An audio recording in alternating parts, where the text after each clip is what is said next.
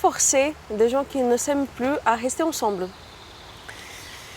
Alors, si on a reçu le sacrement de mariage, on sait que l'amour n'est pas simplement un sentiment. Par définition, un sentiment, c'est éphémère, ça dure le temps que ça dure, mais ça ne nous appartient pas. Le sentiment, c'est ce que je ressens. Aujourd'hui, je le sens, demain, je ne le sens plus. Et c'est vrai que, par définition, mes émotions, elles sont passagères. Elles viennent, elles vont, elles viennent, elles augmentent, elles diminuent, mais je ne suis pas maître de mes sentiments. Donc, si l'amour commence par un sentiment, c'est-à-dire par une attraction, une attirance mutuelle, on sait bien qu'au moment du mariage, il a fallu un acte de volonté. À tel point que le jour du mariage, on n'a pas demandé aux époux « Est-ce que vous vous aimez ? Est-ce que vous ressentez quelque chose l'un pour l'autre ?» Mais est-ce que vous voulez vous aimer? Autrement dit, on ne demande pas aux gens de ressentir forcément de l'amour. Et d'ailleurs, on sait bien avec les années que l'amour, il est, en tout cas au sens du sentiment, il n'est pas toujours là. En revanche, au niveau de la volonté, on peut toujours faire cet acte de volonté. Je n'y arrive plus, je ne peux pas, mais la difficulté, c'est de se dire, est-ce que tu veux?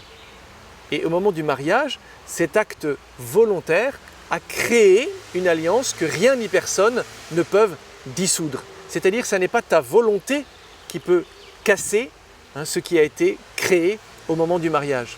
Donc il ne s'agit pas de forcer quelqu'un à rester contre sa propre volonté. Il s'agit de se dire, ça c'est mon mari et ça c'est ma femme. Alors oui, il peut arriver que pour un temps, on ne puisse plus vivre ensemble, ça peut arriver, mais on restera toujours, et jusqu'à notre mort, l'époux et l'épouse l'un de l'autre. Donc ce que Dieu a uni, que l'homme effectivement ne le sépare pas. Enfin, et je pense qu'aujourd'hui ça mérite d'être souligné, il faut croire aussi en la force du pardon. On ne croit pas, ou on croit peu dans le monde au pardon. Parce que celui qui demande pardon, c'est celui qui est faible, c'est celui qui a des torts, c'est forcément celui qui a fait quelque chose de mal.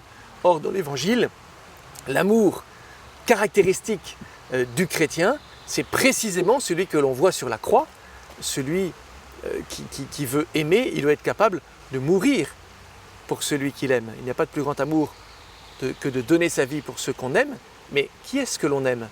Pas simplement celui pour lequel on ressent forcément de l'amour, puisque Jésus meurt, mais pour ses ennemis, meurt pour les pécheurs que nous sommes. Il meurt alors même que nous sommes hostiles à lui. Voyez? Et donc effectivement, il peut arriver tout à fait dans le couple que mon mari, que ma femme devienne mon ennemi. Mais précisément, c'est là que je touche du doigt la vérité de l'Évangile. L'amour chrétien, ce n'est pas celui qui est collé au plafond, celui qui est absolument dans une sorte d'amour romantique, mais qui n'existe pas, en tout cas qui n'est pas chrétien. C'est celui qui est capable d'aimer en croyant en la force du pardon. Et effectivement, on reste ensemble, non pas parce qu'on se trouve mutuellement extraordinaire tous les jours, on reste ensemble parce que peut-être souvent, il a fallu se pardonner mutuellement.